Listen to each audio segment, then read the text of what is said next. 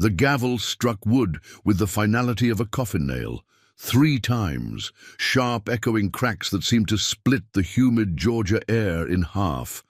Samuel Hartwell stood at the edge of the crowd, his weathered hands gripping a piece of paper so tightly that his knuckles had gone white as bone. The ink was still wet from his signature, still smudged where his palm had pressed against it in desperation. Before we jump back in, tell us where you're tuning in from, and if this story touches you, make sure you're subscribed, because tomorrow I've saved something extra special for you. Lot 17, the auctioneer's voice boomed across the packed courthouse square. One healthy girl, age 16, skilled in domestic duties, reading and arithmetic. Opening bid set at $200. The words hit Samuel like physical blows. Each syllable was a betrayal of everything he'd promised his dying wife, everything he'd sworn to protect. But the bank notice in his other pocket burned hotter than shame, and the empty grain silo back at the farm spoke louder than his conscience. 3 failed harvests, a mortgage he couldn't pay, and creditors circling like vultures had brought him to this moment, this unthinkable, necessary moment. Beneath the massive oak tree that had witnessed 100 such auctions, his daughter Emma stood with her head held high, 16 years old, with her mother's auburn hair braided down her back and eyes the color of deep forest shade. She wore the blue dress her mother had sewn for her last birthday, the one with tiny pearl buttons that caught the afternoon sunlight. Her hands were folded in front of her, steady as stone, but Samuel could see the slight tremor in her chin that she was fighting to control. She hadn't spoken to him since yesterday morning when he'd told her what had to be done. Hadn't looked at him either, except for one moment when their eyes met across the breakfast table, and he saw something die behind her gaze. Not anger, not fear, but something worse. Understanding, the terrible adult understanding that sometimes the people who love you most are the ones who hurt you deepest. The crowd pressed closer, a sea of faces both familiar and strange. Plantation owners from 3 counties over, their wives fanning themselves with elaborate peacock feathers, merchants from Savannah looking for household help, men in work clothes who'd scraped together every penny they had, hoping to buy what they couldn't afford to marry. Samuel recognized half of them, had shared drinks with some, traded cattle with others. Now they stared at his daughter like she was livestock, calculating her worth in dollars and labor. 200, do I hear 200? The auctioneer, a thin man named Caldwell with a voice trained to carry across cotton fields, scanned the crowd with practiced eyes. Fine young lady here, gentlemen. Look at those hands. Not a callus on them, but strong enough for any work you need done. Samuel's stomach turned. He'd known Caldwell for 15 years, had sold him a milk cow just last spring. Now the man spoke, about Emma like she was merchandise, pointing out her qualities with the same detached professionalism he'd use to describe a horse or a plot of land. A hand shot up near the back. 200. Samuel turned to see who had spoken first. It was Marcus Webb, a tobacco farmer from the next county over, a widower with 3 young children and a reputation for working his help harder than most. Samuel's throat tightened. He'd hoped, foolishly perhaps, that someone kind might bid, someone who would treat Emma well, maybe even let her keep some small piece of herself. Another voice called out, 225. Then another, 250. The bidding began to pick up momentum, voices cutting through the thick air like competing church bells. Samuel watched the numbers climb, each increase representing another nail in the coffin of his daughter's freedom. 275, 300, 325. Men he'd shared Sunday dinners with were now haggling over his child's future. Like traders in a livestock market, Emma stood perfectly still through it all, her gaze fixed on some point beyond the crowd, beyond the square, perhaps beyond Georgia itself. She'd always been stronger than she looked, his Emma. Even as a small child, she'd possessed a quiet dignity that reminded him painfully of her mother. Catherine had stood the same way on their wedding day, composed and graceful, even when the whole world was watching. Catherine, God, what would she think if she could see this? She died 3 years ago from the fever, and with her final breath, she'd made Samuel promise to take care of their daughter, to keep her safe, to see her educated, to help her become the woman she was meant to be. Instead, he was selling her to the highest bidder, like a piece of property. The bidding reached $400, then $450. Samuel's heart pounded with each increase. Part of him was sickened by how much they were willing to pay for his daughter. Another part, the practical farmer's part that had kept them alive this long, was relieved that at least the price was climbing high enough to satisfy his debts. $475. Do I hear $500? Caldwell's voice rang out over the murmuring crowd. That's when Samuel first noticed him. The stranger stood apart from the others, leaning against a black carriage parked at the edge of the square. He was tall, perhaps 40 years old, with silver threading through his dark hair and a face that spoke of money and education. His clothes were expensive but not flashy, a dark wool suit that probably cost more than Samuel made in a good year. Everything about him was precise, controlled, from his polished shoes to the gold pocket watch chain glinting at his vest. But it wasn't his wealth that caught Samuel's attention. It was the way he was looking at Emma. Most of the bidders studied her with calculating eyes, measuring her potential value as a worker or worse. This man stared at her with something that looked almost like recognition. His dark eyes intense and unblinking. His hands, Samuel noticed, were gripped tightly behind his back, and there was a tension in his shoulders that suggested he was fighting some internal battle. $500, came a voice from the middle of the crowd. A cotton merchant Samuel didn't recognize, fat and sweating in the afternoon heat. $525, counted another bidder. The stranger pushed away from his carriage and began moving through the crowd, his eyes never leaving Emma's face. People stepped aside for him instinctively, recognizing money and power even when they couldn't place their source. He moved with purpose, like a man who'd made a decision and was prepared to see it through regardless of the cost. $550, called out Marcus Webb, sweat beading on his forehead. $600. The stranger's voice cut through the afternoon heat like a blade through silk.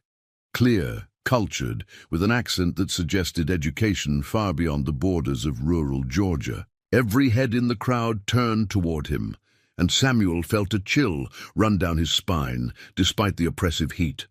The stranger had positioned himself near the front now, close enough that Samuel could see his face clearly. There was something familiar about him, though Samuel couldn't place what. Something in the set of his jaw, the shape of his eyes, that nagged at the edges of memory like a half-remembered dream. $600? Do I hear $625? Caldwell's voice had taken on a new enthusiasm. This was shaping up to be one of the highest-priced auctions he'd conducted all year. $625, Webb called out, but his voice lacked conviction. Now, $600 was already more than most men in the county made in 2 years. $700. The stranger's response was immediate, his tone suggesting that money was no object.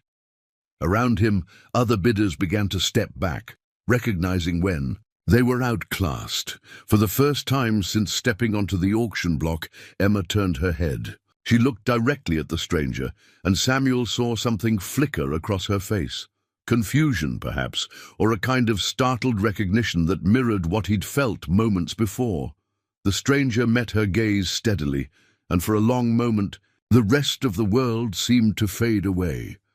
$700, Caldwell announced, his voice ringing with satisfaction.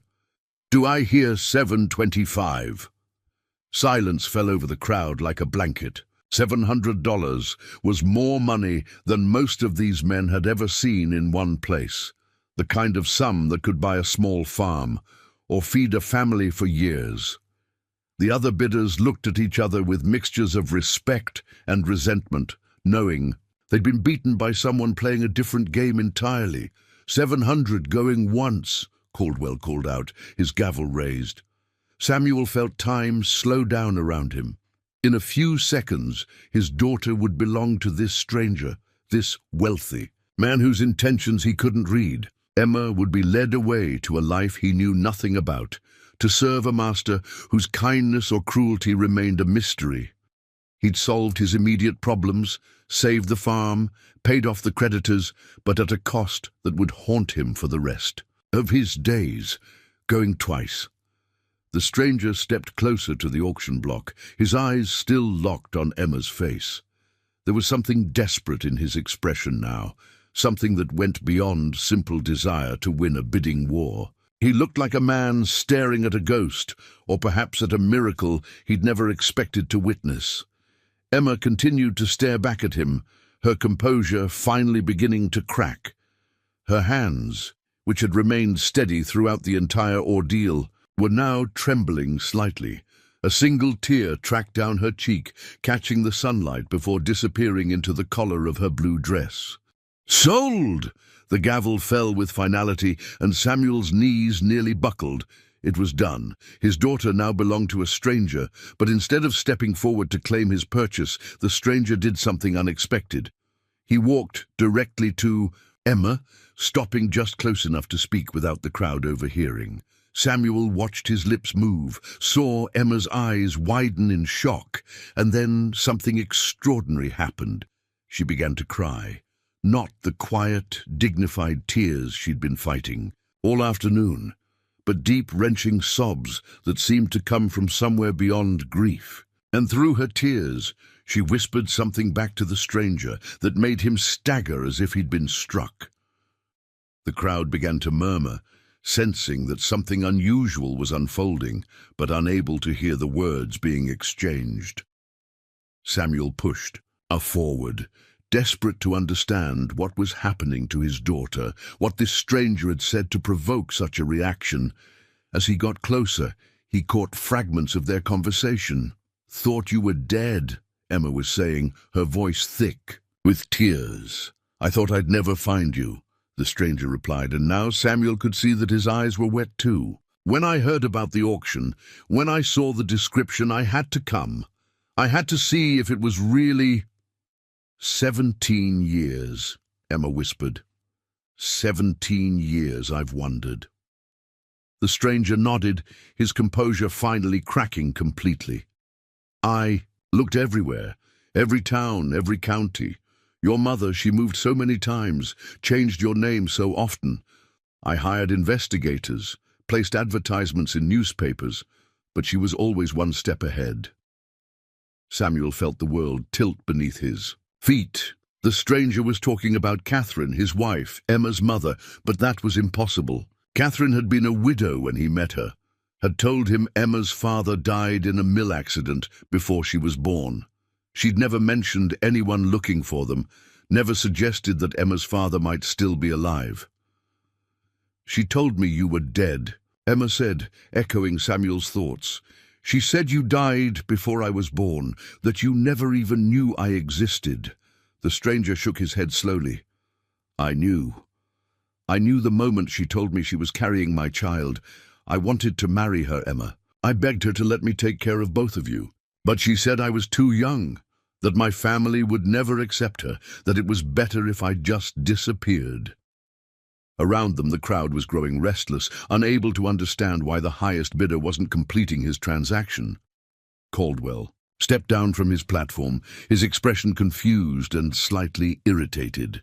"Excuse me, sir," he said to the stranger.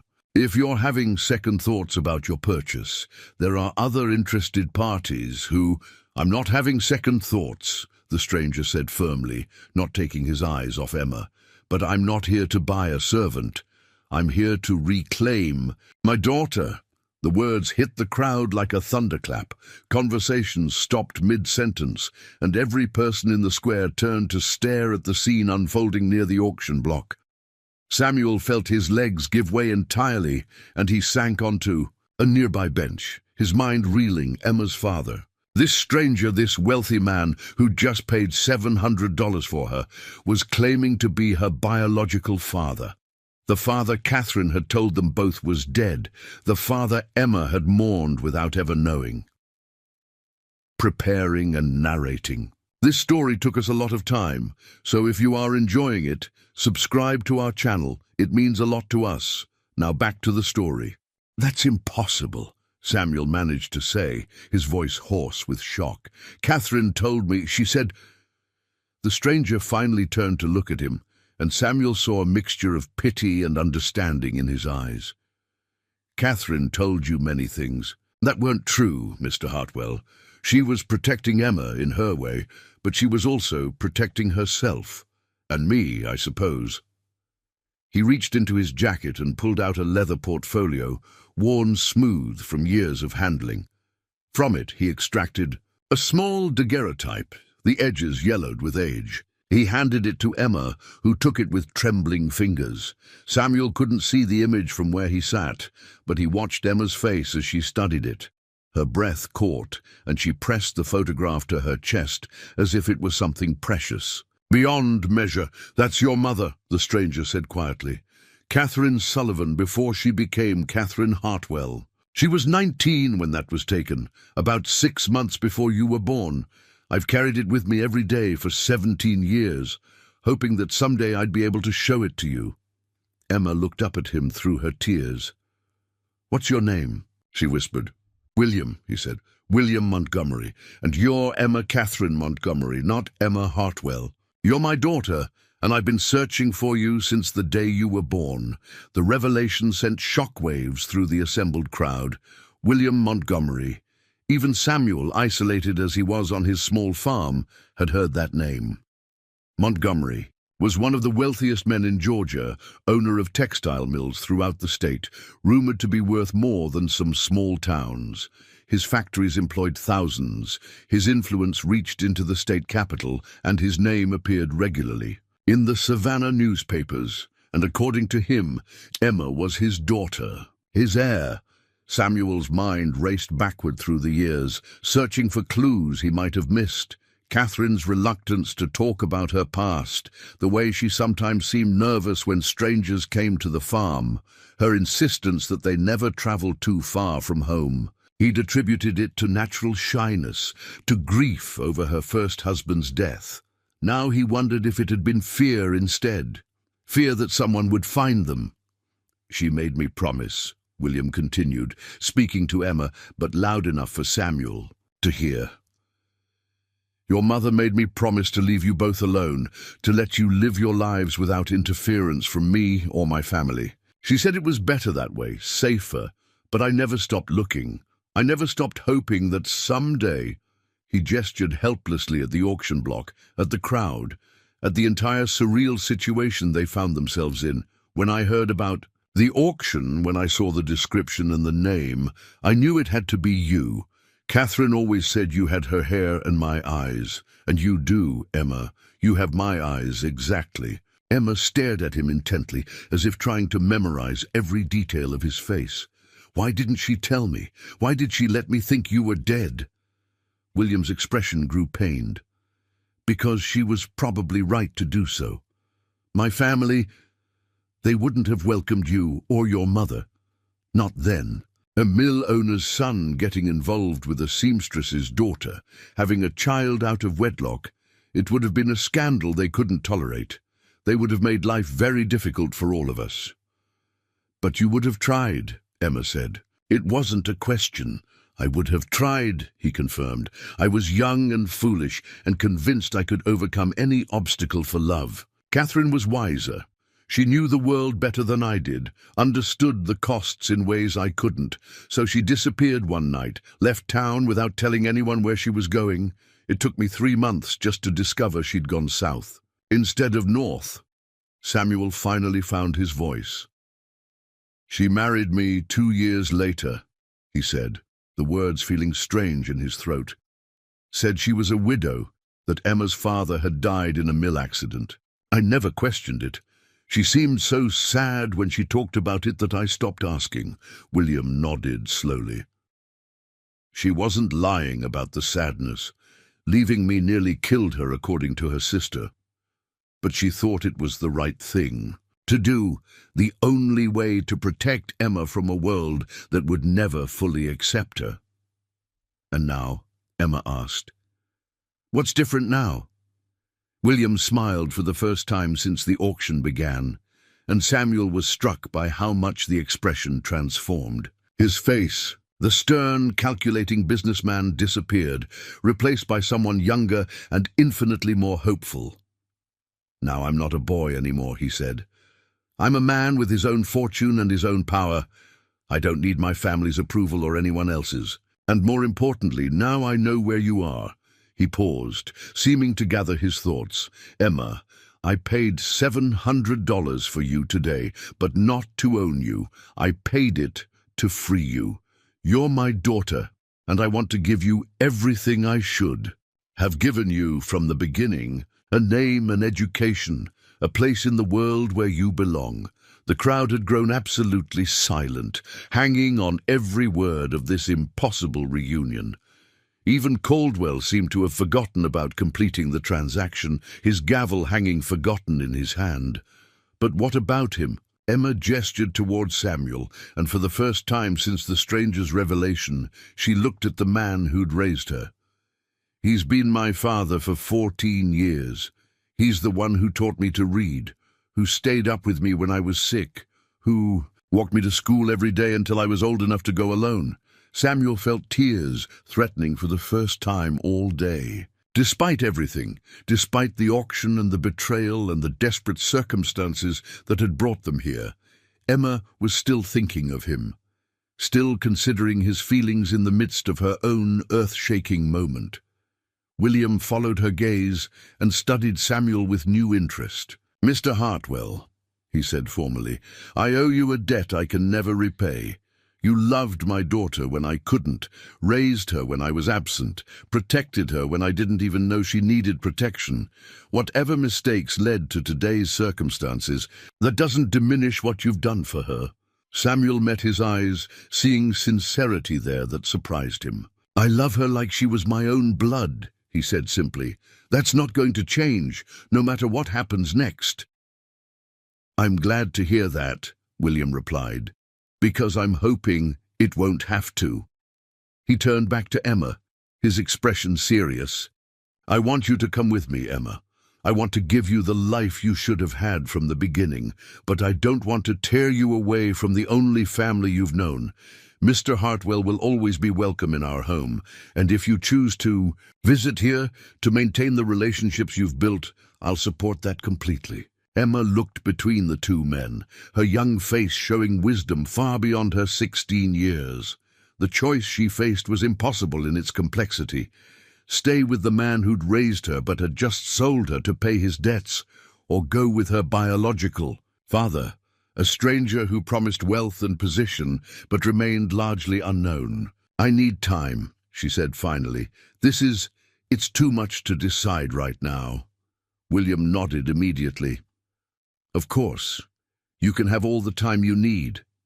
He turned to Caldwell, who was still standing nearby with his mouth slightly open, trying to process everything he'd witnessed.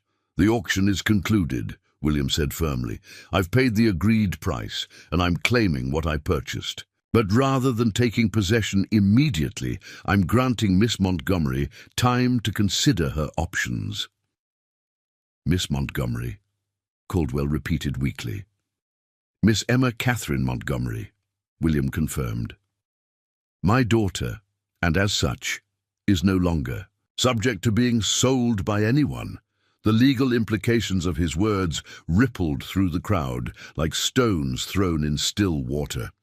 If Emma was truly William Montgomery's legitimate daughter, if he acknowledged her publicly as such, then Samuel's right to sell her became questionable at best. A father's authority superseded a stepfather's, especially when the biological father had the wealth and influence to make his claims stick in court. Samuel felt a mixture of relief and terror wash over him. Relief that Emma might escape the fate he'd condemned her to, terror that he might lose her forever in the bargain. "Mr. Hartwell," William said, approaching him directly, "I'd like to speak with you privately if you're willing. There are things we need to discuss." arrangements to be made. Samuel nodded mutely, not trusting his voice.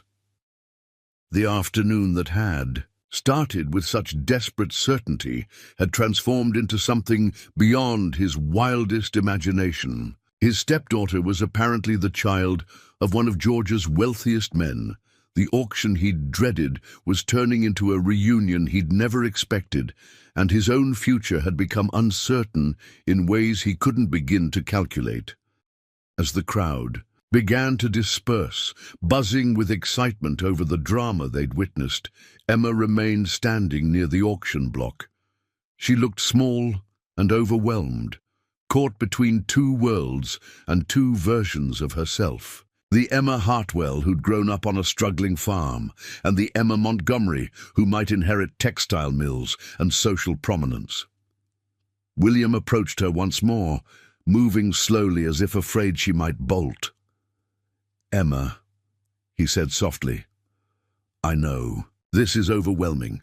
I know you need time to think, to decide what you want, but I want you to know one thing above all else." She looked up at him expectantly. "I never stopped loving you," he said, his voice thick with 17 years of suppressed emotion. "Not for a single day. Every choice I've made, every dollar I've earned, every moment of success or failure, it's all been with the hope that someday I'd find you and be able to give you the world." Emma's composure finally cracked completely. She stepped forward and, for the first time, embraced the father she'd never known she had. William's arms came around her immediately, holding her as if he'd never let her go again. Over her shoulder, his eyes met Samuel's, and in that gaze, Samuel saw gratitude, determination, and a promise that Emma's future would be everything her past had not been able to provide. The Montgomery carriage rolled through the gates of Willowbrook Estate as the sun dipped below the Georgia pines, casting long shadows across manicured lawns that stretched farther than Emma had ever imagined possible. She pressed her face to the window, watching servants in crisp uniforms tend to flower beds that bloomed in perfect geometric patterns. Everything here spoke of wealth, so profound it seemed almost fictional. 3 days had passed since the auction. 3 days of William Montgomery, patiently waiting, while Emma wrestled with a decision that would reshape her entire existence. He'd taken rooms at the finest hotel in town, spent his mornings walking the courthouse square where they'd first truly met, and his afternoons sitting on Samuel's front porch, sharing stories of Catherine that Emma had never heard. Now, finally, she'd agreed to see his world, not to commit to it, but to understand what accepting his offer would mean. Samuel sat beside her in the carriage, his weathered hands clasped tightly in his lap. William had insisted he come along, saying that any conversation about Emma's future needed to include the man who'd shaped her past. But Samuel looked deeply uncomfortable, surrounded by such luxury, his work clothes seeming shabby against the carriage's velvet upholstery. "The house was built by my grandfather in 1823, William said, his voice carrying a mix of pride and something else Emma couldn't quite identify. 47 rooms, including a library with over 3,000 books and a music room where my mother used to play piano before." He trailed off, leaving the sentence unfinished. Emma caught the hesitation. "Before what?" William glanced out the window at the approaching mansion, its white columns gleaming in the fading light. "Before I disappointed her with my choices.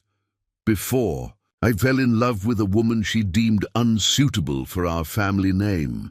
The carriage came to a stop before the most magnificent house Emma had ever seen. It rose 3 stories high, with wraparound porches and tall windows that glowed warmly from within. Servants appeared immediately to help them down, their movements practiced and efficient. Mr. William, an elderly black man in an impeccable suit, greeted them. "Welcome home, sir." "Thank you, Marcus," William replied warmly. "This is my daughter Emma and Mr. Hartwell, who raised her. Please see that they're made comfortable in the blue guest suite and the adjoining room." Marcus's eyes widened slightly at the word daughter, but his professionalism never wavered. "Of course, sir. Dinner will be served at 8, if that's acceptable." As they climbed the front steps, Emma noticed William's posture change subtly. The easy confidence he'd displayed over the past few days was replaced by something more guarded, more careful. She realized this homecoming wasn't entirely comfortable for him either. The interior of the house took Emma's breath away. Crystal. Chandeliers cast rainbow patterns on polished marble floors, and paintings in golden frames lined walls that stretched up to impossibly high ceilings. A grand staircase curved upward like something from a fairy tale, its banister carved from what looked like a single piece of mahogany. But what struck Emma most was the silence. Despite its grandeur, the house felt empty, almost hollow. Their footsteps echoed in ways that suggested these magnificent rooms were rarely filled with laughter or conversation. "It's quite different from what you're used to," William said, watching. Her reaction carefully, Emma nodded, still taking it all in. "It's beautiful, but it doesn't feel like a home. It feels like a museum." William's expression grew thoughtful. "That's exactly what my mother always said. She claimed I was too much like my grandfather, too focused on business to properly appreciate the finer things." He paused at the bottom of the staircase. "She died 2 years ago, and since then I've barely used half of these rooms." They were interrupted by the appearance of a woman in her 50s, dressed in black silk with silver hair pulled back in an elegant chignon. She moved with the fluid grace of someone born to wealth, but her eyes held a coldness that made Emma instinctively step closer to Samuel. "William," she said, her voice carrying the refined accent of Charleston society, "I heard you'd returned with guests." "Aunt Margaret," William replied, his tone carefully neutral. "I'd like you to meet Emma Montgomery, my daughter, and Samuel Hartwell, who's been caring for her." The woman's face went through a series of subtle changes, shock giving way to calculation, and then settling into something that looked like barely controlled fury. "Your daughter?" She repeated each word precisely enunciated. "Yes, Emma Catherine Montgomery, my daughter with Catherine Sullivan." Margaret's lips tightened into a thin line. "The seamstress," she said, making the profession sound like a disease. "I thought we'd agreed that the unfortunate chapter was closed, William." Emma felt heat rise in her cheeks, but before she could respond, William stepped forward, his voice carrying a warning edge. "That unfortunate chapter resulted in the most important person in my life, Aunt Margaret. I suggest you adjust your tone accordingly." The tension in the grand foyer was thick enough to cut with a knife. Emma looked between the two adults, beginning to understand that her arrival here represented more than just a family reunion. She was walking into the middle of a conflict that had been brewing for 17 years. Margaret's gaze shifted to Emma, studying her with the calculating look of someone appraising livestock. "She has the Sullivan look about her," she said finally. "The red hair, the stubborn set to her jaw. I suppose there's no denying the resemblance." "There was never any question about paternity," William said firmly. "I've known Emma was my daughter since before she was born."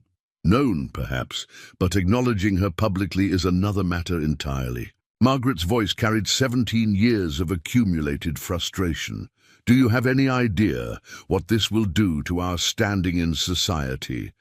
What will people say when they learn you've suddenly produced an illegitimate daughter?"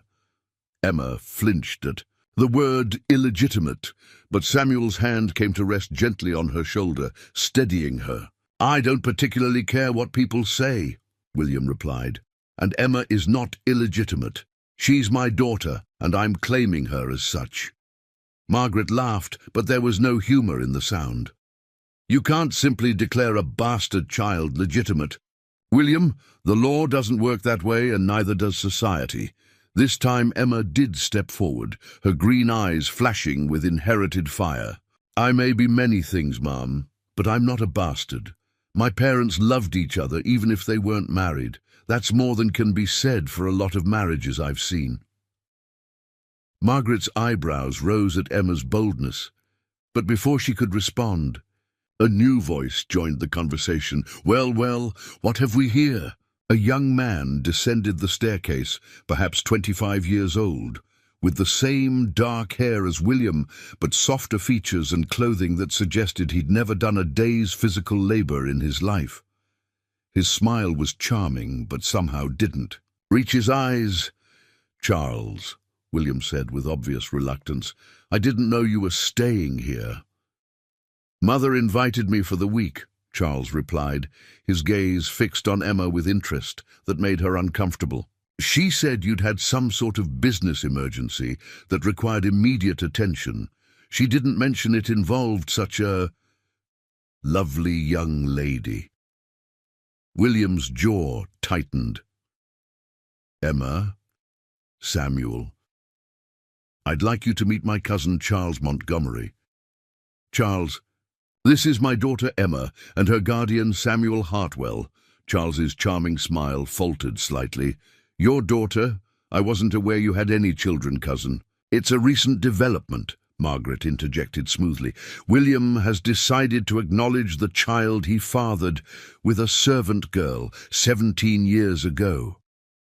The way she said it made Emma's skin crawl, as if her very existence was something shameful that had to be explained and excused. "How progressive of you, William," Charles said, his tone suggesting he found the situation more amusing than shocking. "And you've brought her here to live?" "I've brought her here so she can understand her options," William corrected. "The choice of where and how she lives is entirely hers to make." Emma looked around at the magnificent house, at the family members who clearly saw her as an unwelcome complication, at Samuel standing quietly beside her with his worn clothes and work-hardened hands, so obviously out of place among all this finery. "Perhaps we could discuss this over dinner," William suggested, but his voice carried strain. "Emma and Mr. Hartwell have had a long journey, and I'm sure they'd appreciate the chance to freshen up." "Of course," Margaret said, her social training taking over despite her obvious displeasure. "Dinner at 8 as usual. I'll have cook prepare something suitable." As they were shown to their rooms, Emma caught fragments of heated conversation from the foyer below. Margaret's voice, sharp with indignation. 17 years of careful reputation building. Charles's smoother tones. Could be managed with the right approach. And through it all, William's deeper voice, firm but weary. "My decision to make." The blue guest suite was larger than the entire main floor of Samuel's farmhouse. Emma stood in the center of the room, turning slowly to take in the silk. Wallpaper, the four-poster bed with its elaborate canopy, the sitting area arranged around a marble fireplace. It was beautiful beyond anything she'd ever imagined, but it felt as foreign as if she'd stepped onto another planet. Samuel appeared in the connecting doorway, looking as overwhelmed as she felt. "Emma," he said quietly, "are you sure about this?" She sank into one of the upholstered chairs, suddenly exhausted. "I'm not sure about anything, Samuel. 3 days ago, I thought I was going to be sold to a tobacco farmer. Now I'm supposedly the daughter of one of the richest men in Georgia, sitting in a room that probably costs more than most people make in a lifetime. That woman downstairs, his aunt," Samuel said carefully, "she doesn't want you here." Emma nodded. "Neither does his cousin. I can see it in their eyes. They think I'm going to embarrass them, or take something that belongs to them." "Maybe they're right to be worried," Samuel said, surprising her. "You are going to take something from them. You're going to take William's attention, his affection, probably a share of his inheritance. That threatens everything they've built. Their lives around." A soft knock interrupted their conversation. "Come in," Emma called, and a young woman about her own age entered, carrying a tray of tea and small cakes. "Mr. William thought you might be hungry," the girl said shyly. She was clearly a servant, but her dress was clean and well made, and she moved with quiet confidence. "I'm Lucy, one of the housemaids. If you need anything, just ring the bell by your bed."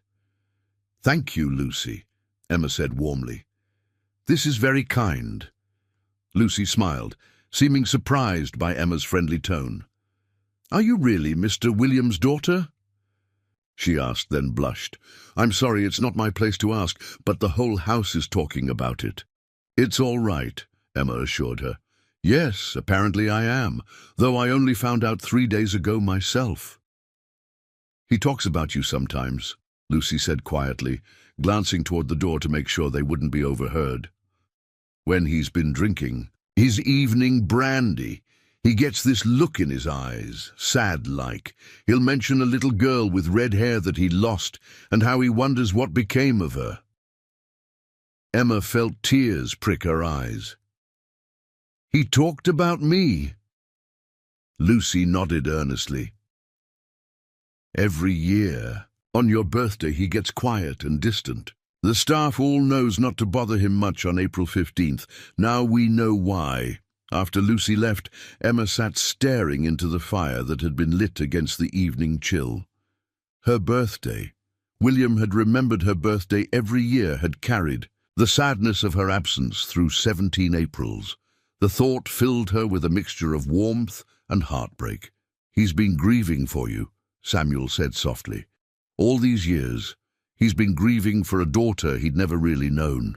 Emma turned to look at him, this man who'd raised her with patience and love, despite having no obligation to do so. "What about you, Samuel? If I stay here, what happens to you?" Samuel was quiet for a long moment, staring into the flames. "I go back to the farm, I suppose. Try to make the best of what's left. The auction money. We'll keep the creditors. Away for a while, yes, but it won't change the fact that I'm getting older, that the land's not producing like it used to. Without you there to help with the cooking and the household management," he shrugged. "I'll figure something out. I always have." The sadness in his voice broke Emma's heart. This kind, decent man had sacrificed so much for her over the years, had loved her as completely as any biological father could. And now she was contemplating leaving him behind for a world of luxury and opportunity.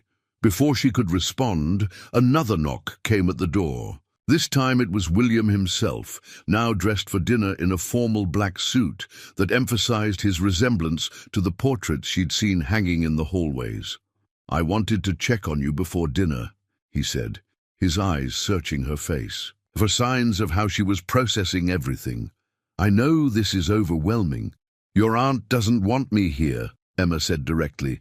"Neither does your cousin." William sighed, running a hand through his hair in a gesture that made him look younger and more vulnerable. "Margaret has been the lady of this house since my mother died. She's grown comfortable with that role, and she sees you as a threat to her position.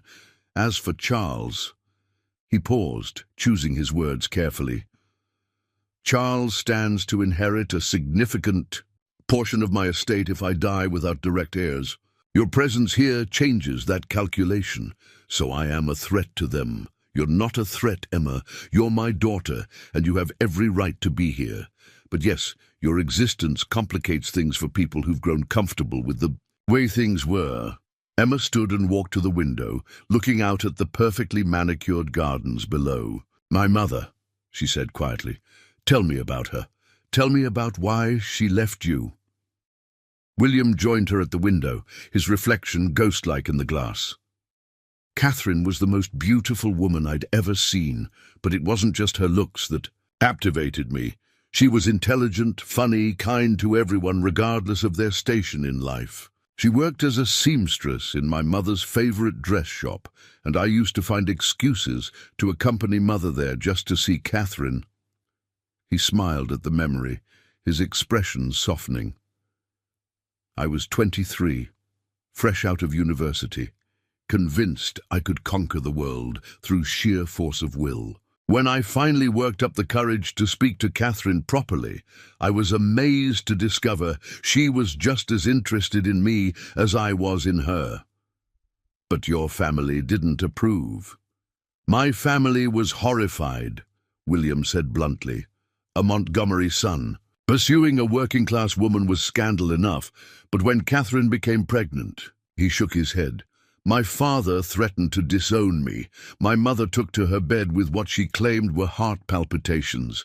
Margaret and Charles made it clear that marrying Catherine would mean social exile for the entire family.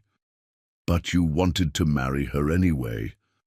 I begged her to marry me. I promised we'd go away, start fresh somewhere new where our backgrounds wouldn't matter. But Catherine was wiser than I was. She knew that asking me to give up my family, my inheritance, my entire way of life for her would eventually breed resentment. Between us, she loved me too much to let that happen. Emma turned to face him fully. So she disappeared. One night, she simply vanished, left a note saying she was releasing me from any obligation to her or the child, that it was better for everyone if we never saw each other again. By the time I found the note, she had a full day's head start, and she'd been very careful not to leave any clues about where she was going. But you looked for her. I looked for her for years, William said intensely. Hired investigators, placed advertisements in newspapers across 3 states, followed every lead, no matter how slim. But Catherine was resourceful, and she'd grown up moving from place to place with her own family. She knew how to disappear and stay disappeared. Emma absorbed this information, trying to reconcile the mother she'd known with this woman who'd led such a complicated double life. She never told me any of this. She said my father was dead, that he'd died in an accident before I was born. She was protecting you from a truth she thought would only bring you pain, and perhaps she was protecting herself from questions she didn't want to answer. A dinner bell chimed somewhere in the depths of the house, its sound echoing through. In corridors, Emma was only beginning to explore. "We should go down," William said. "Margaret prides herself on punctuality, and it's better not to give her additional reasons for displeasure." As they descended the grand staircase, Emma caught sight of herself in a hall mirror and was startled by what she saw. Her simple blue dress, which had seemed appropriate for dinner at Samuel's farm, looked distinctly out of place in these elegant surroundings. Her hair, braided simply down her back, seemed provincial compared to the elaborate styles she'd seen in the portraits lining the walls. The dining room was intimidating in its formal grandeur.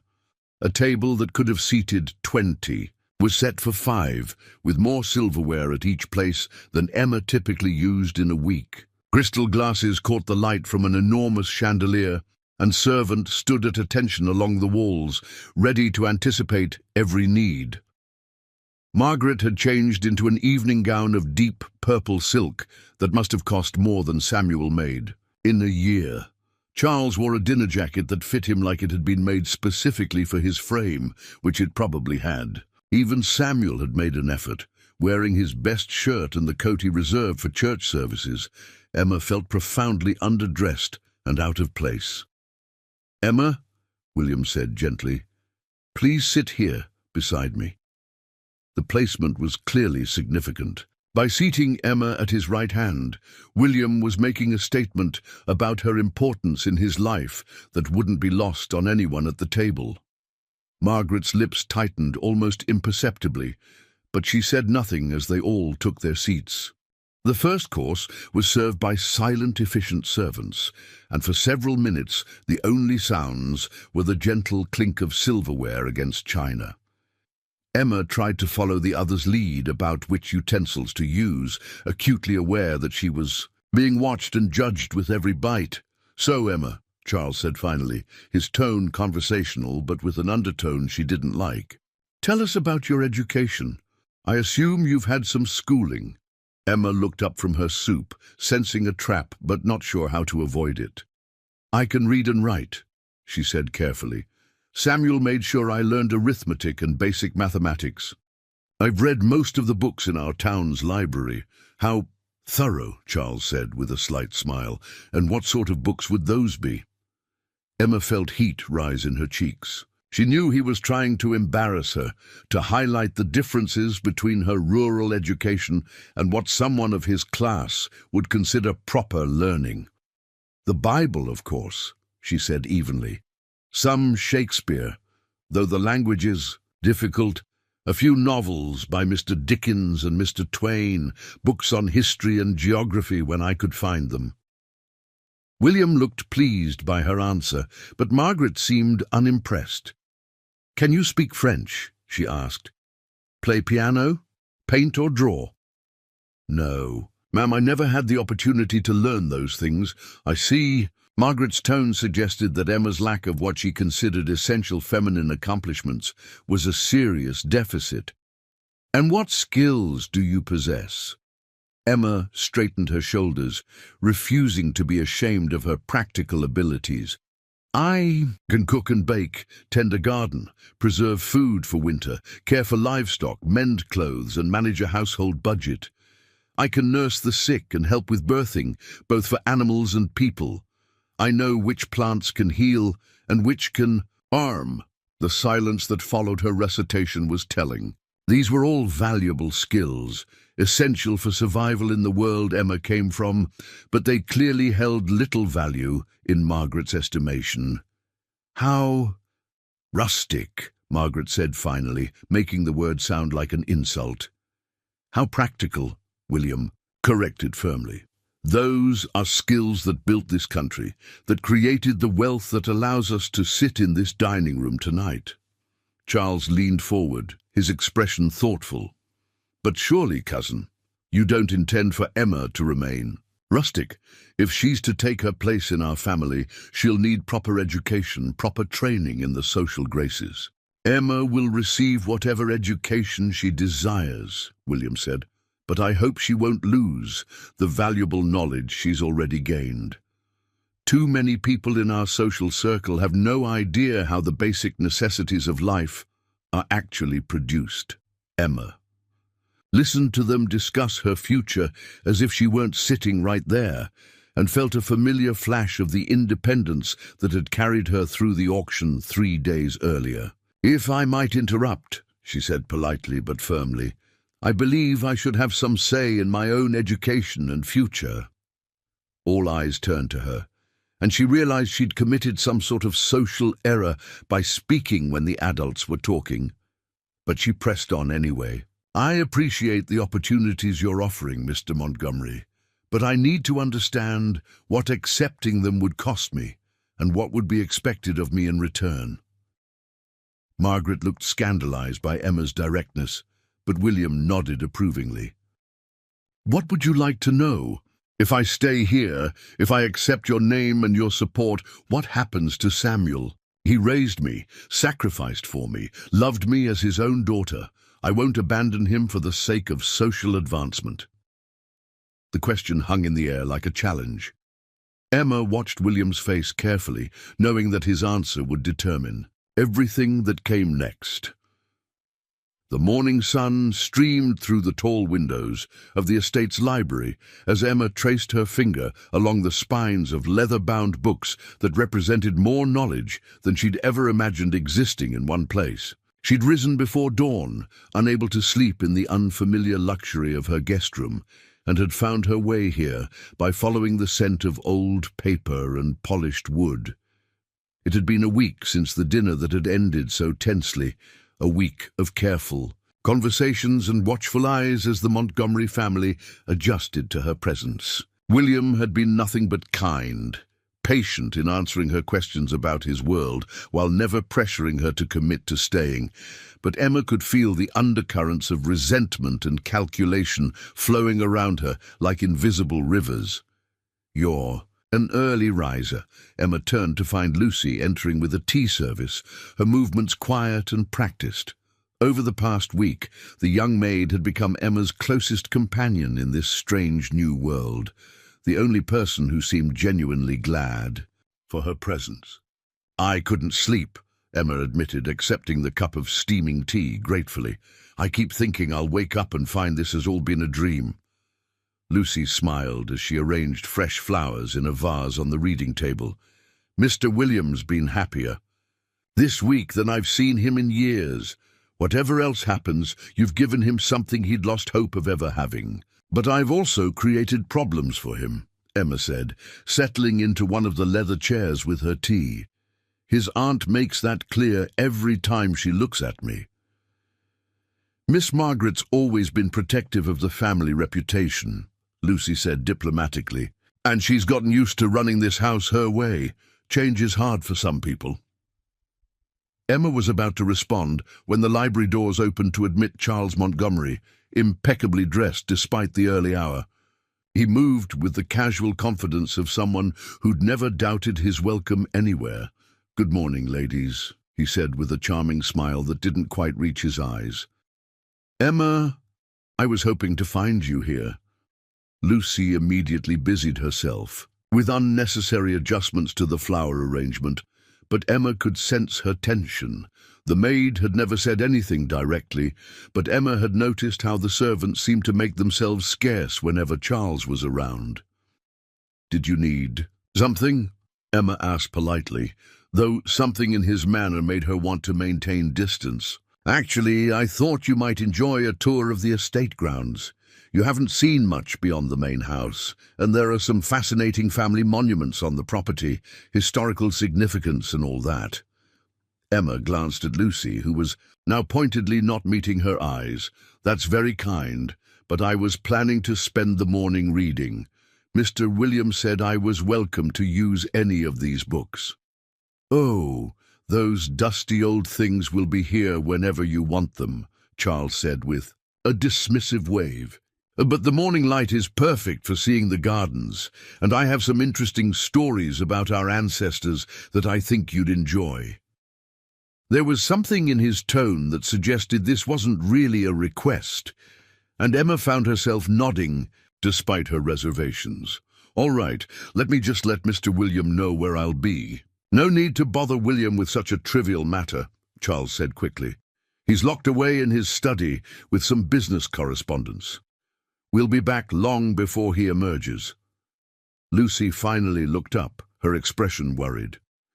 "Miss Emma, perhaps you'd like me to come along, to help with anything you might need." "That won't be necessary," Charles said before Emma could answer. "I'm perfectly capable of showing my cousin around our family property." Emma felt caught between competing undercurrents she didn't fully understand, but she followed Charles from the library, Lucy's concerned gaze following them until they were out of sight.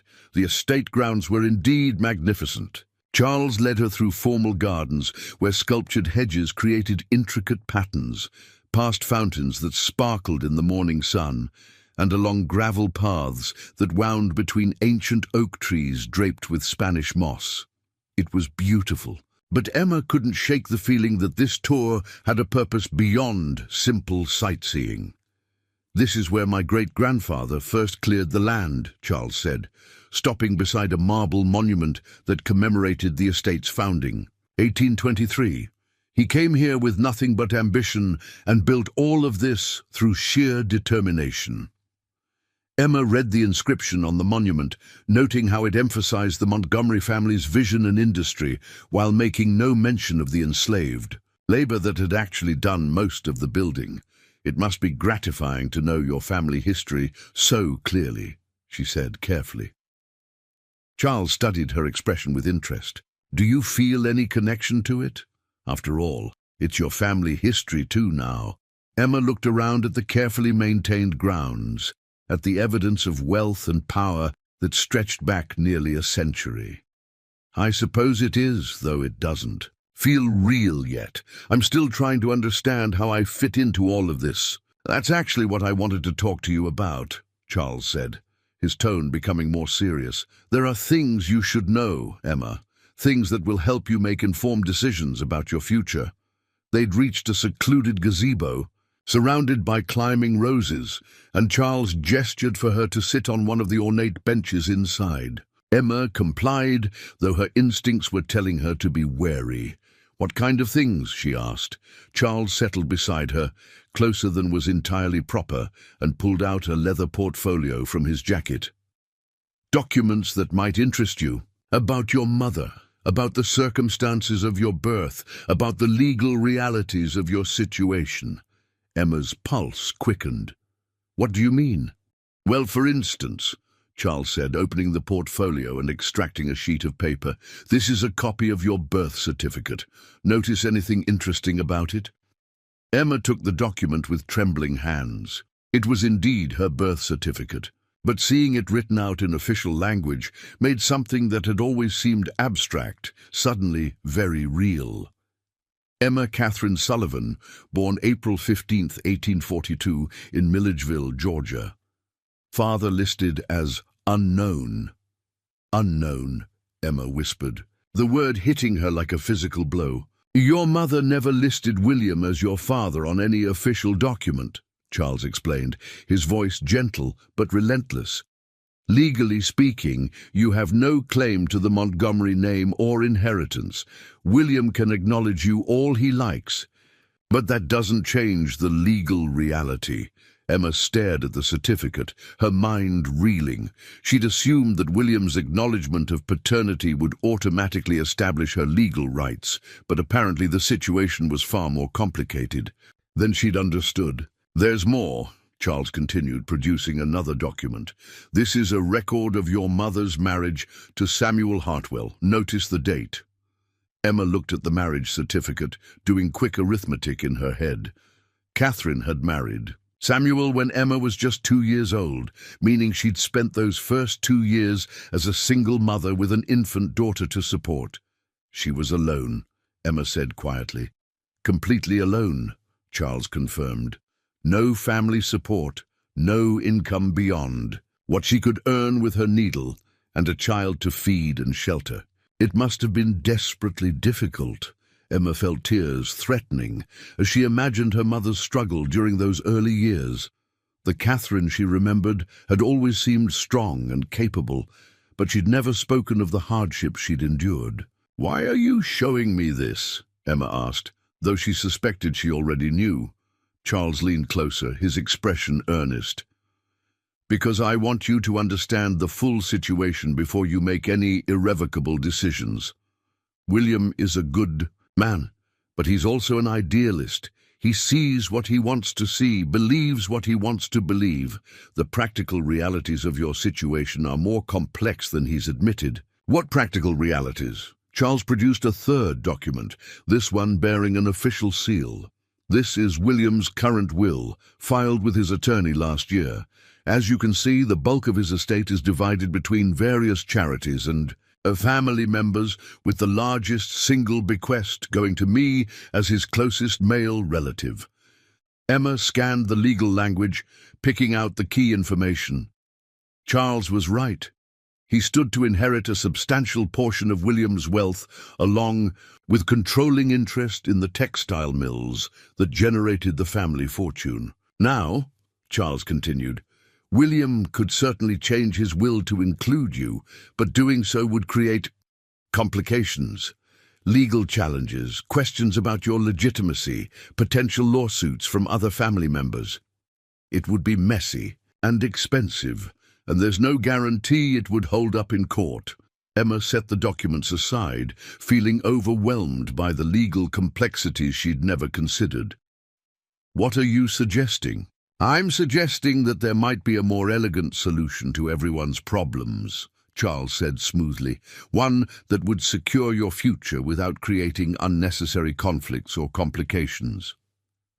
Emma waited, though she was beginning to dread. Whatever proposal he was building toward, "Marry me." The words hung in the air between them like a challenge. Emma stared at Charles, certain she'd misheard him. "I beg your pardon?" "Think about it logically," Charles continued, his tone becoming more persuasive. "As my wife, you'd have everything you could want. Social position, financial security, a place in the family that no one could question. You'd be a Montgomery by marriage, which is actually more secure than being one by questionable birth." Emma stood abruptly, pacing to the edge of the gazebo. "You're asking me to marry you? We barely know each other." "Marriages based on practical considerations often work out better than those based on romantic notions," Charles said, rising to follow her. "We're compatible, we're both intelligent, and we both understand what we'd be gaining from the arrangement." "And what exactly would you be gaining?" Emma asked, though she thought she could guess. Charles smiled, and for the first time she saw something calculating behind his charm. I'd be gaining a beautiful wife and the satisfaction of solving a delicate family problem. Plus, of course, there would be no question about my inheritance if you were my wife, rather than William's potential. There it was. The real reason behind his sudden interest in her welfare, the tour of the grounds, the careful presentation of legal documents. Charles saw her as a threat to his financial future and was trying to neutralize that threat by bringing her under his control. "You're afraid I'm going to take your inheritance," Emma said bluntly. "I'm being practical about protecting interests that have been in my family for decades," Charles corrected. "But I'm also offering you something valuable in return. Marriage to me would give you instant respectability, wealth, and position. The alternative is years of legal battles and social ostracism as you try to prove a legitimacy that may not even exist." Emma felt a familiar fire rising in her chest, the same stubborn independence that had carried her through the auction and the difficult week that followed. "And if I refuse your generous offer?" Charles's expression hardened slightly. "Then you'll discover just how difficult life can be for a young woman with questionable parentage and no legal protections. Society can be very cruel to those who don't fit into accepted categories. Is that a threat? It's a reality. I'm simply trying to spare you from learning it the hard way." Emma looked at this man who was ostensibly her cousin, who shared her blood, but seemed to view her primarily as a problem to be managed. The contrast with William's genuine affection and Samuel's unconditional love was stark and unsettling. "I need to think about this," she said finally. "Of course, but don't take too long. Opportunities like this don't remain available indefinitely." They walked back to the house in silence, Emma's mind churning with the implications of everything Charles had revealed. The legal questions about her status were real and troubling, but his proposed solution felt like trading one form of captivity for another. As they reached the main entrance, they encountered William emerging from his study, his face lighting up when he saw Emma. "There you are," he said warmly. "I was hoping we could spend some time together this morning. There are things I want to show you, papers and photographs that belong to your mother." Emma glanced at Charles, who was watching their interaction, with unreadable eyes. "I'd like that very much," she said. "Excellent. Charles, thank you for entertaining Emma. I hope you found the tour educational." "Very educational," Charles replied smoothly. "Emma and I had quite an enlightening conversation about family history and future possibilities." Something in his tone made William look more closely at both of them, but before he could ask questions, Margaret Montgomery appeared in the doorway. "William, we need to talk," she said without preamble. "Privately." William sighed, recognizing the tone that meant his aunt had worked herself into a state about something. "Of course. Emma, could you wait for me in the library? I'll join you shortly." As Emma headed toward the library, she heard the beginning of what promised to be a heated conversation. "This situation is becoming untenable," Margaret was saying. As the study door closed behind them, Emma tried to focus on selecting a book, but the voices from the study carried through the heavy wooden door. She couldn't make out specific words, but the tone was unmistakably argumentative. Margaret's voice sharp with frustration, William's firm but weary, and occasionally Charles's smooth interjections. After 20 minutes, the study door opened and Margaret emerged, her face flushed with anger. She stalked past the library without acknowledging Emma's presence, her silk skirts rustling with indignation. Charles followed a moment later, pausing in the library doorway. "Think carefully about our conversation, Emma," he said quietly. "Some opportunities don't come twice." Finally, William appeared, looking older and more tired than Emma had seen him since their reunion. He closed the library door behind him and leaned against it for a moment, as if gathering his strength. "Is everything all right?" Emma asked, though clearly it wasn't. William straightened and attempted a smile. "Family disagreements, nothing that concerns you directly." But Emma was beginning to understand that in a family like this, everything concerned everyone else, whether directly or indirectly. The web of relationships, expectations, and financial interests was too complex for any issue to remain truly isolated.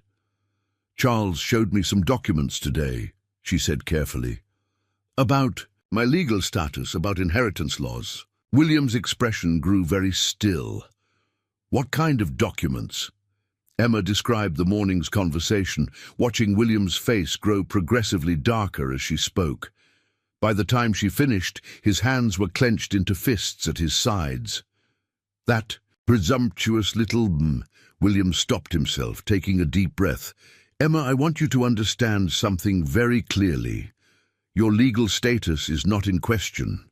I am your father. I acknowledge you as my daughter, and I will ensure that you receive everything that rightfully belongs to you. But the birth certificate lists my father as unknown. Birth certificates can be amended. Legal documents can be corrected. I have lawyers who specialize in exactly these kinds of situations." William's voice carried absolute conviction. "Charles is trying to frighten you into making decisions that would benefit him, not you."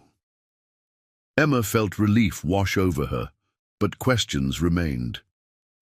Why would he do that?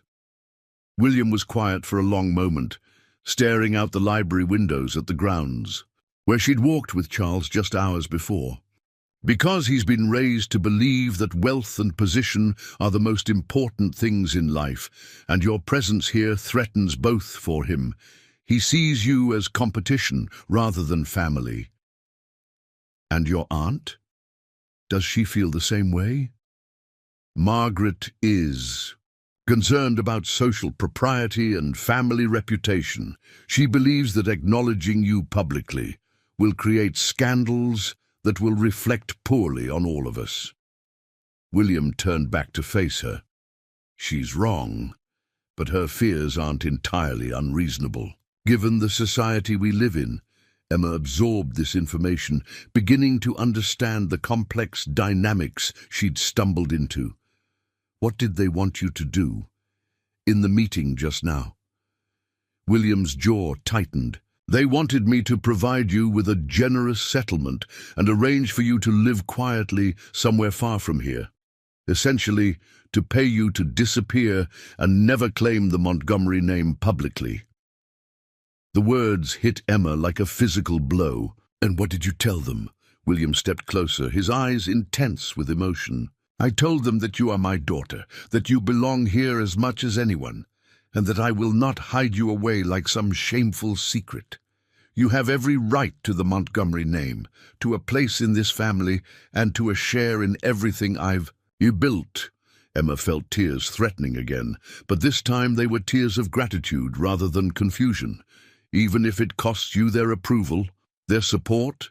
"Emma," William said gently, "I lost 17 years with you because I let other people's expectations and social pressures dictate my choices. I'm not going to make that mistake again."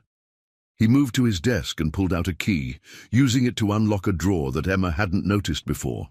From it he extracted a wooden box, polished smooth with age and handling. "These belong to your mother," he said, setting the box on the reading table. "Letters she wrote to me, photographs we took together, things I've kept all these years, hoping that someday I'd be able to share them with you." Emma approached the box with trembling hands, lifting the lid to reveal treasures she'd never known existed. Photographs of a young Catherine, laughing and radiant in ways Emma had never seen her. Letters written in her mother's careful script, full of love and longing and hope. A pressed flower, a lock of red hair tied with blue ribbon, a small silver locket that had once belonged to Catherine's own mother. "She wrote to you," Emma whispered, holding one of the letters, "for the first year after she left. She told me about you, about your first steps and first words. She described how you looked, how you laughed, how you slept curled up like a kitten." William's voice grew thick with emotion. Then the letters stopped. I never knew if she'd decided it was too painful to continue, or if she'd moved somewhere my letters couldn't find her. Emma unfolded one of the letters, her mother's words reaching across 17 years of separation. "My dearest William, Emma said Papa today, though she has never seen your face. I told her about your eyes, about your laugh, about how much you would love her if you could hold her. She is so beautiful, William. She has your stubborn chin and my restless spirit. I pray that someday you will meet her and see what a miracle we created together." The words blurred as Emma's tears fell freely. This was the mother she'd never known, the woman who'd carried love and loss in equal measure, who'd sacrificed her own happiness to protect both Emma and William from the consequences of their choices. "She never stopped loving you," Emma said, looking up at William through her tears. "And I never stopped loving either of you," William replied. "Every decision I've made since she left has been with the hope that someday we'd be together again. The business I built, the wealth I accumulated, the position I earned in society, it was all meant to create a world where you and your mother could be safe and accepted." Emma wiped her eyes, feeling a new understanding of the man who was her father and the sacrifices he'd made in his own way. "What happens now?" William sat beside her, his expression resolute. "Now we move forward together. I'm going to change my will to reflect your rightful place as my heir. I'm going to publicly acknowledge you as my daughter at the Harvest Ball next month, where all of Georgia society will witness that you belong in this family. And I'm going to make sure you have every opportunity to become whatever you choose to be, even if Charles and Margaret oppose it." "Especially then," William said firmly. "They need to understand that the days of hiding family members out of social embarrassment are over. You are a Montgomery, Emma, and it's time the world knew it." Emma looked around the library at the thousands of books representing knowledge and opportunity she'd never dreamed of accessing. She thought about Samuel, alone on his struggling farm, about the simple life she'd known and the complex one being offered to her. She thought about Charles's veiled threats and Margaret's cold disapproval, about the challenges that lay ahead. But mostly, she thought about the man sitting beside her, who'd spent 17 years grieving for a daughter he'd never known, who was now willing to risk everything to give her the life she deserved. "All right," she said quietly. "Let's do it." William's face broke into the first genuinely joyful smile she'd seen from him since their reunion. "Are you sure?" Emma nodded, feeling a sense of rightness settle over her like a comfortable cloak. "I'm sure, but I have conditions." "Name them." "Samuel remains part of my life, always. Whatever happens, wherever I go, he's family too." "Agreed. And I don't want to become someone I'm not. I want to learn, to grow, to take advantage of the opportunities you're offering. But I don't want to lose the parts of myself that Samuel and my mother helped create." William reached over and took her hand, his eyes bright with pride and affection. "Emma, those parts of yourself are exactly what make you worth fighting for. I wouldn't change a thing about who you are." As they sat together in the library, surrounded by the tangible evidence of Catherine's love and William's devotion, Emma felt something shift inside her. For the first time since the auction, she wasn't thinking about what she was losing or what she was being forced to choose between. Instead, she was thinking about what she was gaining and what she was going to do with the extraordinary second chance she'd been given. The seamstress's shop on Bull Street in Savannah hummed with activity as 3 women worked feverishly on the most important dress of Emma's life. Madame Delacroix, a tiny Frenchwoman with silver hair and sharp eyes, circled around Emma like a hawk studying its prey, pins bristling from the cushion strapped to her wrist. "Turn slightly to the left, mademoiselle," she commanded in accented English. "The bodice, it must fit like a second skin, no?" Emma obediently shifted position, trying not to wince as another pin found its mark. The emerald silk gown taking shape around her was unlike anything she'd ever worn, or even imagined wearing. The rich fabric seemed to shimmer with its own inner light, and the cut was both elegant and daring by the standards she was accustomed to. "It's beautiful," she murmured, catching sight of herself in the full-length mirror. "It will be magnifique when we are finished," Madame Delacroix agreed. "But beauty, she's not the only purpose of this dress. This dress, she makes a statement, non." William, who'd been waiting patiently in the front of the shop, approached with a velvet box in his hands. "Speaking of statements," he said with a smile, "I believe this belonged to your great-grandmother Montgomery. It seems appropriate that you should wear it to your debut." Emma's breath caught as he opened the box to reveal an elaborate necklace of emeralds and pearls, the stones catching the afternoon light and throwing it back in brilliant flashes. It was the kind of jewelry she'd only seen in paintings, a testament to wealth and status that spoke louder than words. "I couldn't," she whispered. "What if something happened to it?" "Then we'd replace it," William said simply. "But nothing will happen to it, because it belongs to you now, just as everything else in our family belongs to you." As Madame Delacroix carefully fastened the necklace around Emma's throat, the weight of it seemed to settle not just on her neck, but on her entire being. In the mirror, she saw a young woman she barely recognized, someone who could belong in the grand ballrooms of Savannah society, someone who might hold her own among the wealthy and powerful. "The transformation, she is remarkable," Madame Delacroix observed with professional satisfaction. "But you, mademoiselle, you must remember, the dress and the jewels, they do not make the lady. The lady, she makes herself." Emma nodded, understanding the wisdom in those words even as she struggled to believe them. In 3 days, she would walk into the harvest ball at the Telfair mansion, where William would formally present her to society as his daughter and heir. It would be her first public appearance as Montgomery, and everyone in Savannah would be watching to see if she could live up to the name. The bell above the shop door chimed, and Charles Montgomery entered with an older man Emma didn't recognize. Both men removed their hats, but Emma noticed that Charles's eyes immediately sought her out, his gaze traveling over her appearance with an expression she couldn't quite read. "William," Charles said smoothly, "I didn't expect to find you here, and Emma, you look quite transformed." "Charles," William's voice carried a note of wariness. "What brings you to Madame Delacroix's establishment?"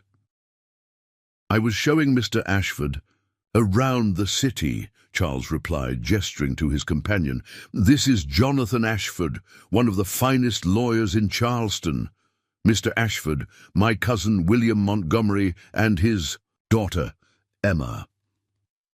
The slight pause before the word daughter was deliberate, Emma realized, as was the introduction of a lawyer at this particular moment. Mr. Ashford stepped forward with a polite bow, but his sharp eyes were already assessing her with professional interest. "Miss Montgomery," he said formally, "I've heard quite a lot about you recently." "Nothing too scandalous, I hope," Emma replied, surprised by her own composure. Ashford smiled, but it didn't reach his eyes. "On the contrary, your story is quite remarkable. A young woman discovering her true parentage, inheriting a fortune, rising from obscurity to prominence overnight. It's the kind of tale that captures the imagination." William stepped closer to Emma, his posture protective. "Mr. Ashford, while I'm sure your interest is purely academic, I should point out that my daughter's private affairs are not matters for public discussion." "Of course not," Ashford agreed quickly. "Though I confess, as a legal professional, I find myself curious about the documentation surrounding such a significant change in family circumstances."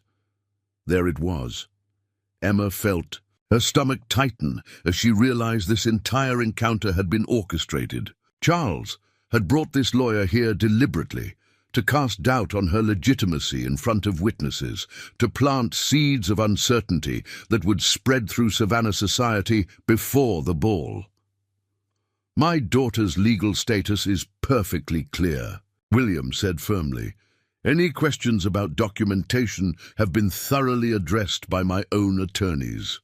I'm sure they have, Ashford replied smoothly. Though I must say, having reviewed similar cases, the legal complexities can be quite fascinating. Birth certificates with missing information, questions of legitimacy, the difference between social acknowledgement and legal recognition. Mr. Ashford, Emma interrupted, her voice cutting through his veiled implications with surprising authority. Are you questioning my father's word or simply making conversation? The directness of her question seemed to catch the lawyer off guard. He blinked, then recovered with a practiced smile. Merely making conversation, Miss Montgomery. Legal matters have a way of intriguing those of us in the profession. Then perhaps you should save your intrigue for clients who require your services, Emma replied coolly. I believe my father's attorneys are quite capable of handling any legal matters that might arise. Madame Delacroix, who had been listening to this exchange with growing irritation, suddenly clapped her hands sharply. Messieurs, please, this is a fitting room, not a courthouse. The young lady, she has important preparations to make, and your conversation, it disturbs the work. Charles's expression tightened at the dismissal, but he couldn't argue with the French seamstress without appearing ungentlemanly. Of course, madame. We didn't mean to interrupt. Emma, we'll see you at the ball, I'm sure. As the two men left, Emma caught Charles looking back at her one final time, his gaze lingering on the emerald necklace at her throat. The look in his eyes made her skin crawl.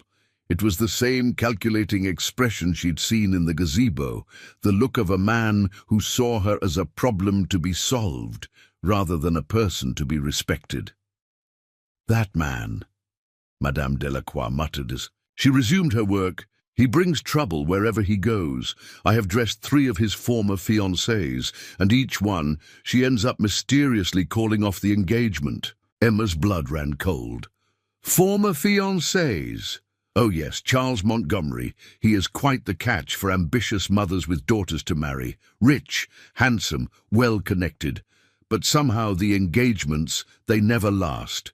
There are whispers, you understand, about his methods of persuasion. William's jaw had tightened during this revelation. What kind of whispers? The seamstress glanced around the shop, then leaned in conspiratorially. They say he finds out secrets about the young ladies' families, financial troubles, social scandals, things that could ruin reputations if they became public. Then he uses what he knows to influence their decisions. Emma felt sick. The marriage proposal, the careful presentation of legal documents, the veiled threats about her social acceptance, it all made terrible sense now. Charles had been trying to blackmail her into marriage, just as he'd apparently done with other young women. Why didn't any of them expose him? She asked. Madame Delacroix shrugged expressively. What would they expose? A man who knows their secrets? A cousin who was only trying to help them avoid embarrassment? He is very clever, très intelligent about how he operates. As they left the dress shop an hour later, Emma's mind was churning with implications. He's been planning this from the moment he learned about me, she said to William, as their carriage wound through Savannah's historic district. It appears so, William agreed grimly. Which means we need to be prepared for whatever he might try at the ball. Emma stared out the carriage window at the elegant mansions lining the squares, each one representing a family with its own secrets and vulnerabilities. What if he really does have information that could hurt us? What if there's something about my birth or mother's past that could create a scandal? William was quiet for a long moment. When he finally spoke, his voice was heavy with old pain. There is something, Emma. Something I haven't told you about the circumstances of your birth. Emma turned to face him fully, her heart racing. What do you mean? Your mother... Catherine wasn't just a seamstress when I met her. She was married. The words hit Emma like a physical blow. Married to a man named Thomas Sullivan. He was much older than her, a mill foreman who drank too much and had a violent temper. Catherine married him when she was barely 16 because her family needed financial security. By the time I met her, she was desperately unhappy. But divorce was, well, it simply wasn't an option for a woman in her position. Emma stared at him, pieces of a puzzle she'd never known existed, suddenly clicking into place. So when she became pregnant with me, she was technically still married to Sullivan, yes, though she'd been living separately from him for months. By then, supporting herself with her sewing work. William's hands clenched in his lap. Sullivan had abandoned her, disappeared one night after a particularly violent episode. She thought he was gone for good. But he wasn't. He came back just before you were born, heard rumors about Catherine's pregnancy, probably smelled money in the situation. He threatened to claim you as his child, to demand financial support from my family in exchange for his silence. Emma felt the world tilting around her. What happened to him? William's expression grew dark. He had an accident, fell into the river one night after drinking heavily at a tavern. His body was found 3 days later. The implications hung in the air between them like a storm cloud. Emma understood now why her mother had fled, why she'd changed her name and moved constantly during Emma's early years. If there had been any suspicion that Thomas Sullivan's death wasn't accidental, if anyone had connected his threats about Catherine's pregnancy to his sudden demise. "You think Charles knows about this," Emma said quietly. "I think Charles has made it his business to know everything about our family that could potentially be used against us," William replied. "And if he does know, he'll wait until the most damaging moment to reveal it." Emma leaned back against the carriage seat, feeling overwhelmed by the complexity of the web she'd stumbled into. Her mother's marriage to an abusive husband, her affair with William, the suspicious death of the man who'd threatened to expose their secret. It was the kind of scandal that could destroy reputations and ruin lives even 17 years after the fact. "Maybe I should reconsider," she said quietly. "Maybe it would be better if I quietly disappeared, lived under another name somewhere far from here. I don't want to be the cause of destroying everything you've built." William reached over and took her hand firmly. "Emma, listen to me. Your mother spent years running from her past, hiding from shadows, living in fear of what people might discover or say. I won't let you make the same choice. Whatever Charles thinks he knows, whatever weapons he believes he has, we'll face them together. But if the scandal breaks, if people start asking questions about Thomas Sullivan's death, then we'll deal with it. The truth is that your mother was trying to escape an abusive marriage, that she found love and happiness with me, and that you were created out of that love.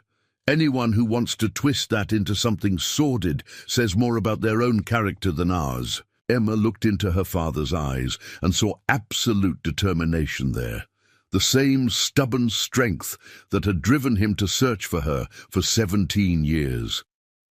She realized that backing down now wouldn't protect either of them. It would only give Charles and his allies exactly what they wanted. "All right," she said, squaring her shoulders. "Then we go to the ball, and I claim my place as your daughter, regardless of what anyone might say or do to stop us." William smiled, and for the first time since learning about Thomas Sullivan, Emma felt a spark of hope. "That's my daughter," he said with pride. "Catherine would be so proud of the woman you've become." As the carriage rolled through the gates of Willowbrook Estate, Emma caught sight of Charles standing on the front veranda, watching their approach with that same calculating expression she was learning to dread. But this time, instead of feeling intimidated by his gaze, she met it directly, letting him see that she understood exactly what kind of game he was playing. The storm was gathering. She could feel it in the tension that seemed to crackle in the air around the estate. In 3 days, at the harvest ball, All the careful maneuvering and veiled threats would come to a head. Charles would make his move, Margaret would play her cards, and Emma would finally discover whether she had the strength to claim the life. That was rightfully hers, but as she climbed down from the carriage wearing her simple day dress, with the memory of emerald silk and ancestral jewels still fresh in her mind, Emma Montgomery felt ready for whatever storm might come. She had found her family, discovered her heritage, and learned the truth about her past. Now it was time to fight for her future. The crystal chandeliers of the Telfair mansion cast rainbow prisms across hundreds of guests as Emma descended the grand staircase on William's arm. Her emerald silk gown rustled with each step, and the weight of her great-grandmother's necklace served as a constant reminder of the heritage she was claiming tonight. Every conversation in the ballroom seemed to pause as heads turned to watch. "Her entrance, breathe," William murmured under his breath, his own tension barely concealed beneath his formal evening wear. "You belong here as much as anyone in this room." Emma lifted her chin slightly, drawing on reserves of courage she'd discovered over the past weeks. The faces looking up at her were a mixture of curiosity, admiration, and in some cases, barely concealed hostility. She recognized several prominent Savannah families from William's descriptions, their expressions ranging from welcoming to calculating. At the bottom of the staircase, their hosts awaited them. Colonel Marcus Telfair, one of Savannah's most influential citizens, stepped forward with his wife Eleanor, both dressed in the height of fashion and wearing practiced social smiles. "William," Colonel Telfair said warmly, extending his hand, "we're honored to host such a momentous occasion." "Marcus, Eleanor, thank you for opening your home to us tonight," William replied, then turned toward Emma with unmistakable pride. "I'd like you to meet my daughter, Emma Catherine Montgomery." Eleanor Telfair's smile didn't waver, but Emma caught the slight tightening around her eyes. "Miss Montgomery, welcome to Savannah society. We've heard so much about you."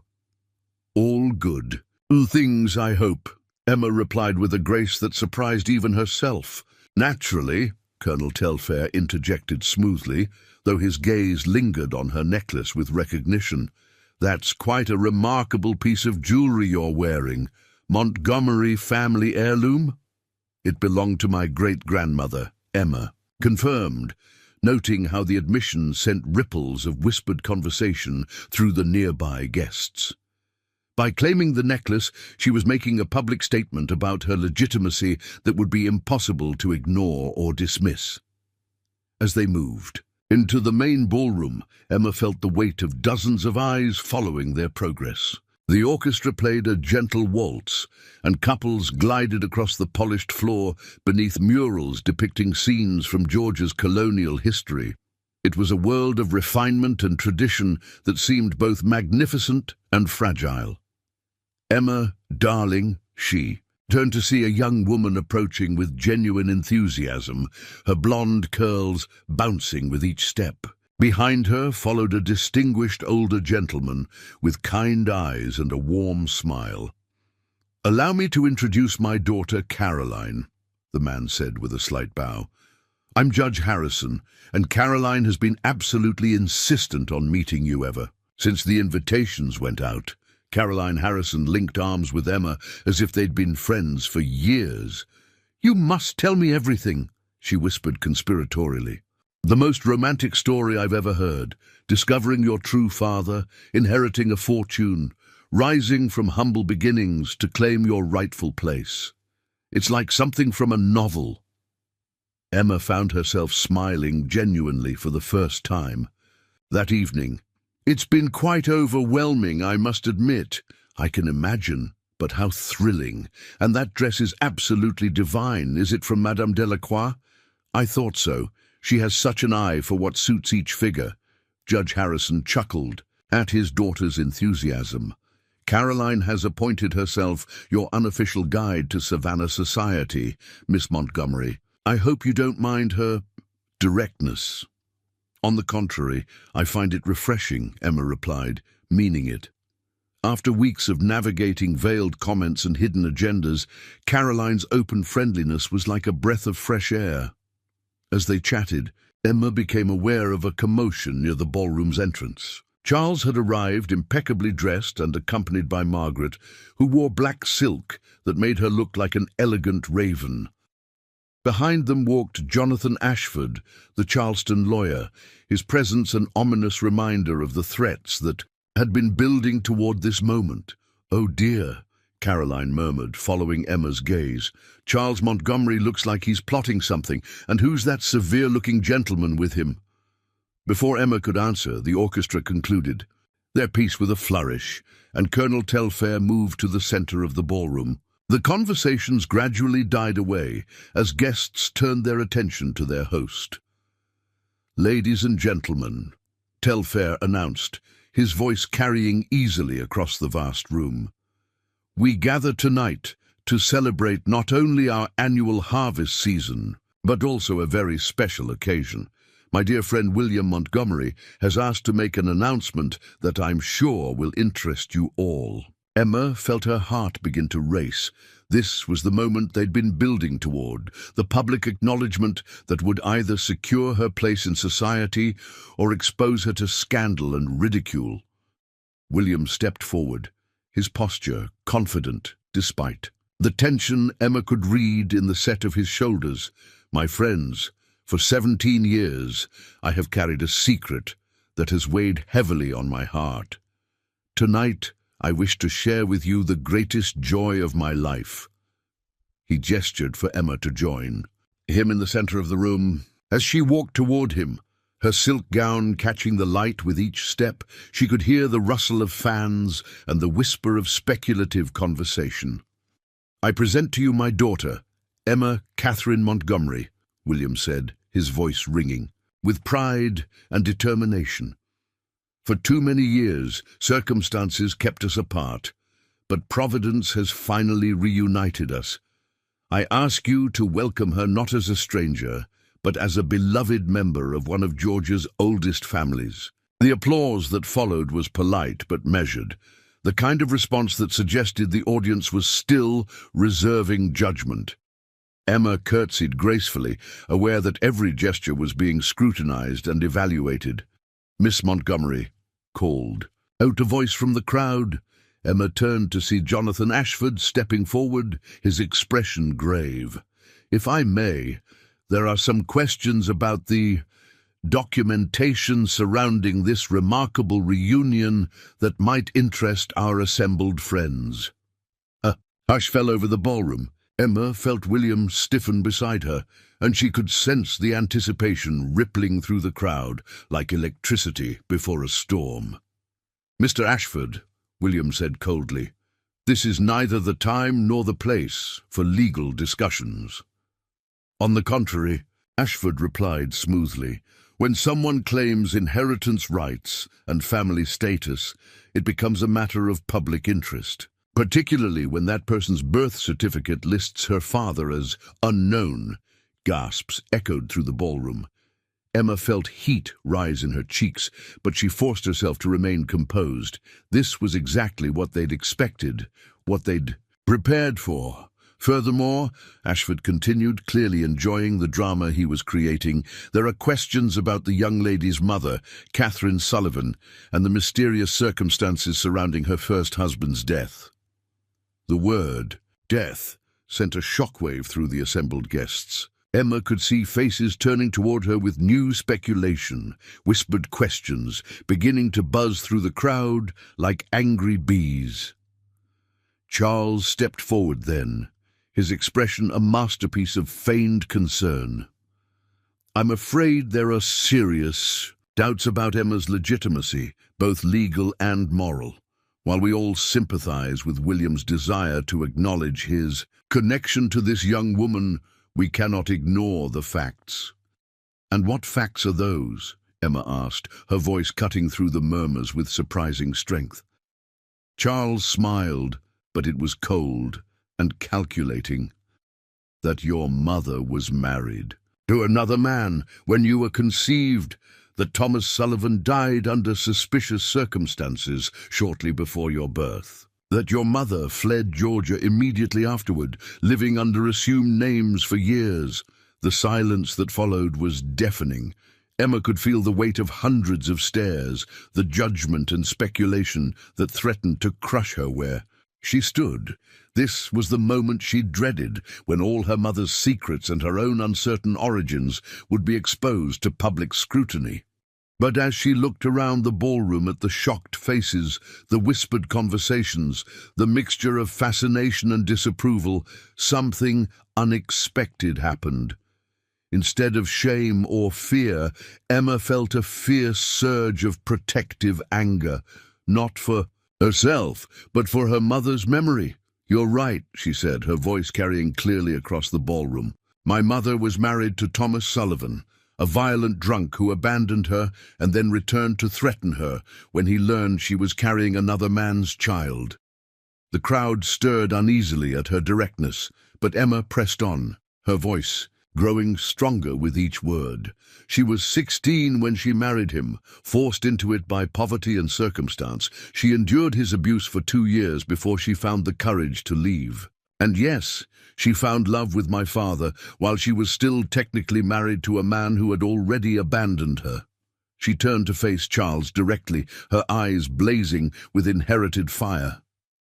"As for Thomas Sullivan's death, he drowned while drunk, which was hardly surprising given his habits. My mother had nothing to do with it, and the suggestion that she did is not only false, but despicable." The ballroom had gone completely silent. Emma could hear her own heartbeat, could sense the collective held breath of the assembled crowd. My mother was guilty of nothing more than trying to escape an impossible situation and find happiness with a man who truly loved her, Emma continued.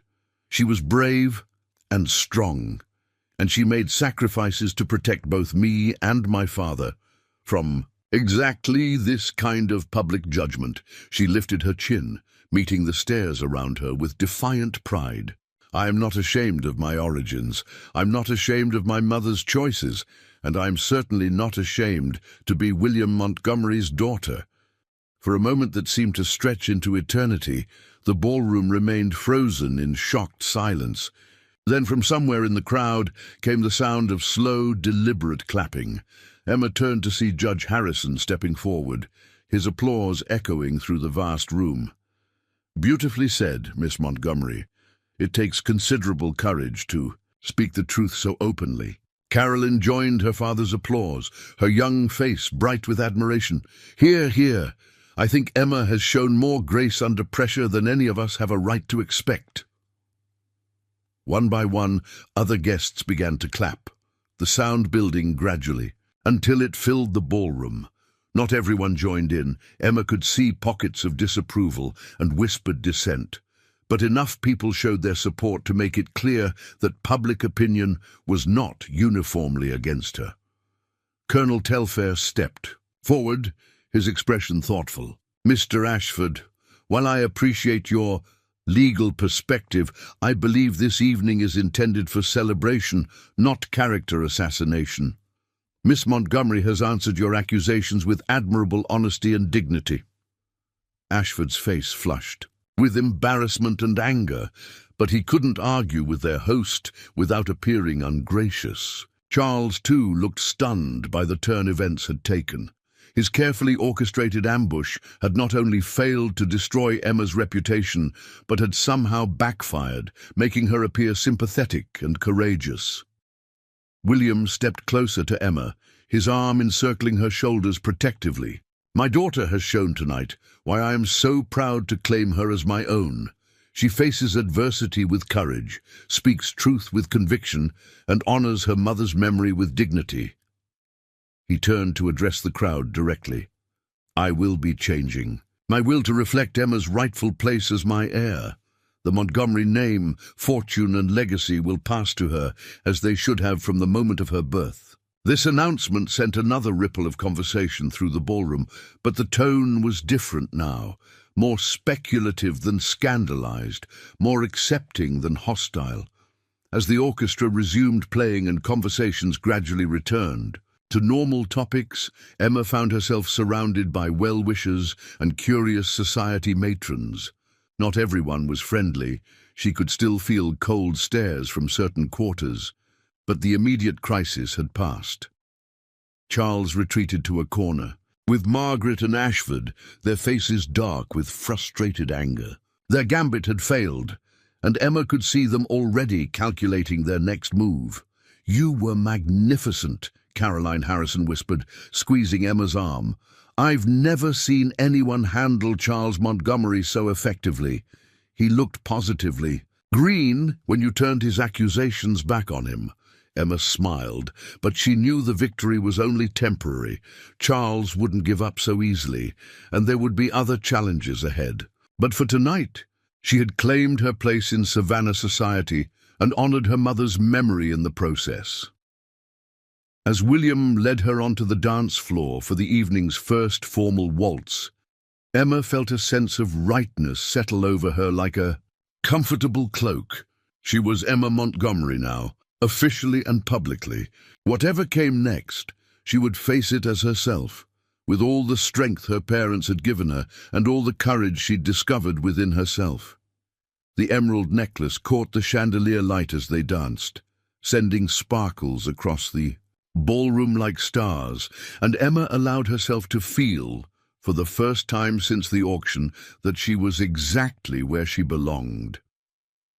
6 months after the Harvest Ball, Emma stood in the doorway of the newly completed schoolhouse, watching as 24 children from the surrounding farms and mill villages took their seats at polished wooden desks. Sunlight streamed through tall windows, illuminating faces that ranged from eager to skeptical, but all curious about their unconventional new teacher. "Good morning, everyone," Emma said, her voice carrying the confidence she'd developed through months of preparation.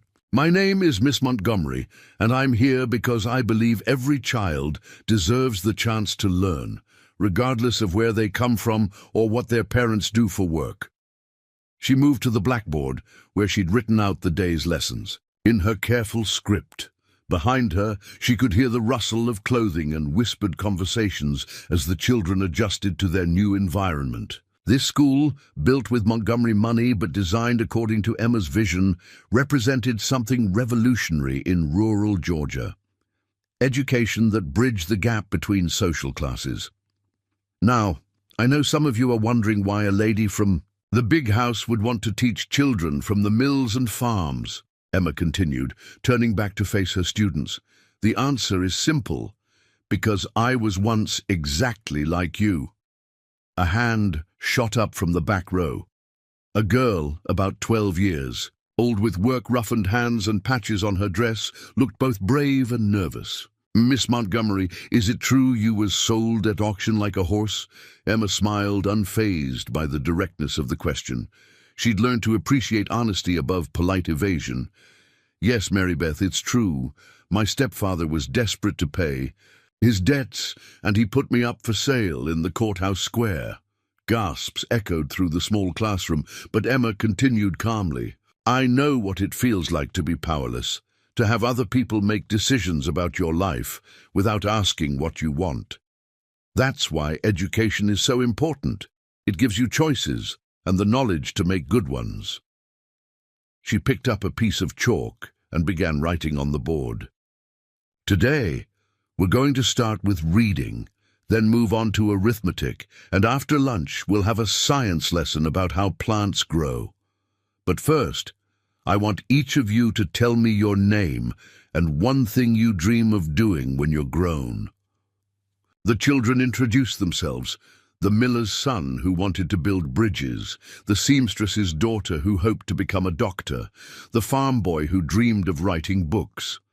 Emma felt a deep satisfaction that had nothing to do with social position or inherited wealth. This was what she'd been meant to do with the opportunities William had given her. The morning passed quickly, and as the children settled into their midday meal, Emma stepped outside to find Samuel approaching the schoolhouse with a covered basket. He walked with less of a limp now, the result of better nutrition and medical care that William had quietly arranged. "Thought you might be hungry," Samuel said, setting the basket on the school's front steps. "Lucy sent along some of her famous cornbread and honey." Emma hugged him warmly, still marveling at how their relationship had evolved. No longer her guardian, but not quite her equal, Samuel had found a new role as her trusted advisor and the school's unofficial caretaker. William had offered him a cottage on the estate grounds and work managing the agricultural experiments they were conducting with new farming techniques. "How are they taking to you?" Samuel asked, nodding toward the sounds of children's voices drifting from inside the schoolhouse. "Better than I expected," Emma admitted. "A few are still suspicious. Their parents have told them stories about fancy ladies who think they know what's best for everyone. But most are just hungry to learn." They sat together on the steps, sharing Lucy's cornbread, while watching clouds drift across the Georgia sky.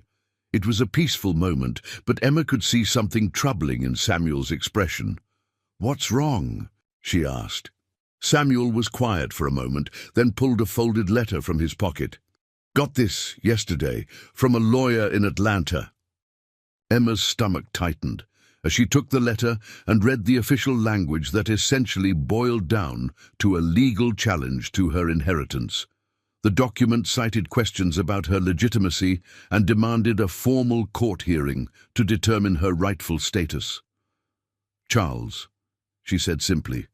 "Most likely, though he's being clever about it. The challenge comes from some distant Montgomery relatives I've never heard of. Cousins from the Virginia branch of the family, apparently." Emma folded the letter carefully, her mind already working through the implications. "He's not giving up." "Doesn't seem to be. William know about this yet? I'll tell him tonight. Though I suspect he's been expecting something like this." Emma stood, brushing crumbs from her skirt. "Charles lost face at the ball, and his type doesn't forgive public humiliation easily." The afternoon lessons went smoothly, but Emma found her thoughts occasionally drifting to the legal challenge. She'd known this period of relative peace couldn't last forever. Charles had been notably absent from Savannah social events since the ball, but she'd heard rumors that he'd been traveling, meeting with family members and legal advisors. As the last student departed with promises to practice their letters, Emma gathered her teaching materials and prepared for the carriage ride back to Willowbrook Estate. The routine had become comfortable over these months. Mornings at the school, afternoons helping William with estate business, or meeting with the various charitable organizations she'd become involved with. The transformation of her life sometimes still amazed her.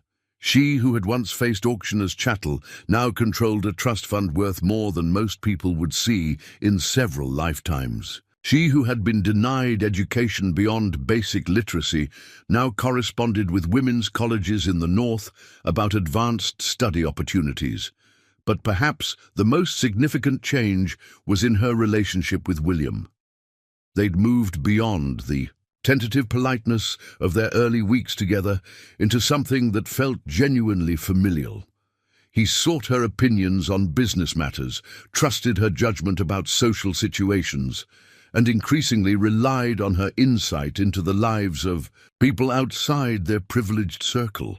When Emma arrived at the estate that evening, she found William in his study with an unexpected visitor. Through the open door, she could see him deep in conversation with a woman she didn't recognize, elderly, well-dressed, with silver hair and intelligent eyes. "Emma?" William called when he noticed her in the doorway. "Perfect timing. I'd like you to meet someone very special." The woman turned with a smile that seemed to light up her entire face. "So this is the famous Emma Montgomery I've been hearing so much about. My dear, you're even more lovely than William described." "Emma, this is Mrs. Victoria Ashworth," William said, his voice carrying an odd mix of pride and nervousness. "She's an old friend of your mother's." Emma felt her heart skip. "You knew my mother?" "Knew her? Child, I love Catherine like a sister." We worked together at Madame Rousseau's dress shop before. Mrs. Ashworth's expression grew sad. Before life took us down different paths. She studied Emma's face intently. You have her eyes, you know. That same spark of determination that made Catherine special. And your father's stubborn chin, though I suspect you've already discovered that about yourself. Emma found herself drawn to this woman who represented a connection to her mother's past she'd never expected to find. Please, tell me about her, about who she was before. Before everything became complicated, Mrs. Ashworth settled into one of the leather chairs, her expression growing warm with memory. Catherine was the most spirited girl you ever saw. Quick with a needle, quicker with her wit, and absolutely fearless when it came to standing up for what she believed was right. She once talked back to Colonel Henderson's wife when the woman was berating a young shop girl, despite knowing it could cost her job. That sounds like her, Emma said softly, remembering her mother's quiet but firm moral compass. When she fell in love with your father, it was like watching a flower bloom. She positively glowed with happiness, despite all the obstacles they effaced. Mrs. Ashworth's gaze shifted between Emma and William. She used to say that someday she'd find a way for the three of you to be together, that love would find a way. Why didn't you stay in touch? Emma asked. After she left Georgia? Mrs. Ashworth's expression grew troubled. Catherine asked me not to. She said it was safer for everyone if she disappeared completely, started fresh with no connections to her old life. I respected her wishes, but I never stopped wondering what became of her. She reached into her reticule and pulled out a small wrapped package. I brought something I thought you should have. Catherine gave this to me just before she left, said if anything ever happened to her I should find her daughter and make sure she got it. Emma unwrapped the package with trembling fingers to reveal a small leather journal, its pages filled with her mother's handwriting.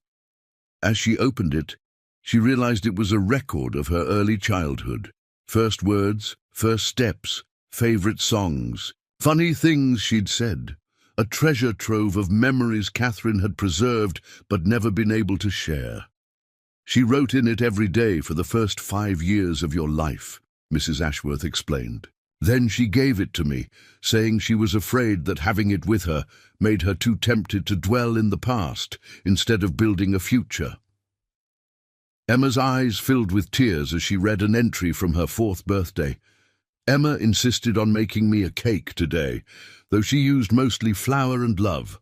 She told me it was the most beautiful cake in the world, and when I tasted it, somehow it was. There's something else, Mrs. Ashworth said gently. Catherine wrote you a letter to be delivered when you came of age. She gave it to me the same day as the journal. With shaking hands, Emma accepted the sealed envelope marked with her name in her mother's careful script. The weight of it seemed enormous, containing as it did a final message from the woman who'd shaped her early years and then sacrificed everything to protect her. I'll read it later, Emma said quietly, not trusting herself to open it in front of others. Mrs. Ashworth nodded understandingly. Of course, dear, it's meant for you alone. As they talked through the evening, sharing stories and memories that brought Catherine back to vivid life, Emma felt pieces of herself she'd never understood finally clicking into place. Her mother's courage, her sacrifices, her unwavering love. All of it became real in ways it had never been before. When Mrs. Ashworth finally departed with promises to visit again soon, Emma found herself alone with William in his study. The legal challenge letter seemed far less threatening now, overshadowed by the gift of understanding she'd received. "Are you all right?" William asked, noting her emotional state. "Better than all right," Emma replied. "For the first time, I feel like I truly understand who my mother was and why she made the choices she did." She pulled the legal document from her bag and handed it to William. "Charles is making his move, but I'm not afraid anymore." William read the challenge with a grim expression, but when he looked up at Emma, his eyes held admiration rather than Concern, you've changed, Emma. 6 months ago, something like this would have terrified you. 6 months ago, I was still running from my past instead of embracing it, Emma replied. I know who I am now, Catherine Sullivan's daughter and William Montgomery's heir. I'm not ashamed of either part of that identity. She stood, her mother's letter still clutched in her hand. Whatever Charles wants to throw at us in court, we'll face it together. I have nothing to hide anymore. As Emma climbed the stairs to her room, she reflected on the extraordinary journey that had brought her to this moment. From the auction block to the schoolhouse, from shame about her origins to pride in her heritage, she'd discovered strength she'd never known she possessed. That night, by candlelight, she finally opened her mother's letter. The words blurred through her tears, but the message was clear. Live boldly, love completely, and never let anyone make you feel less than worthy of every good thing this world has to offer. Outside her window, Willowbrook Estate slept peacefully under a blanket of stars. Tomorrow would bring new challenges, but Emma Montgomery faced the future with confidence, surrounded by love and secure in the knowledge of exactly who she was meant to be. The auction that had nearly destroyed her had instead become the beginning of her true life, and that, she thought, as she drifted off to sleep, was the most remarkable transformation of all. Up next, you've got 2 more standout stories right on your screen.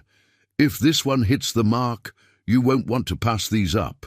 Just click and check them out, and don't forget to subscribe and turn on the notification bell so you don't miss any upload from us.